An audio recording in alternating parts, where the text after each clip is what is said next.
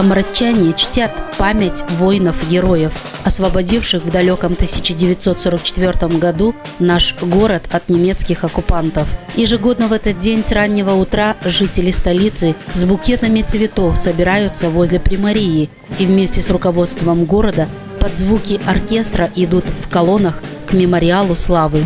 Сегодня замечательный праздник. Народ отмечает память погибших молодых ребят Великой Отечественной. И мы, как продолжатели этого дела, стараемся поддержать.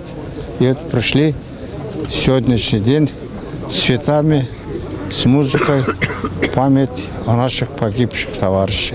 На этом месте похоронено 27 бойцов Красной Армии, которые отдали свои жизни, освобождая Комрад в ходе Ясско-Кишиневской операции. Они были молодыми ребятами разных национальностей и мужественно сражались за свободу будущего поколения. Здесь похоронены люди, которые отважно сражались, любили свою родину, любили свой народ, и они посвятили, отдали свою жизнь за будущее, за процветание нынешнего поколения.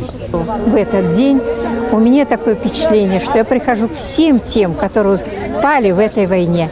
И я благодарна тем людям, которые освободили Комрад, погибли здесь.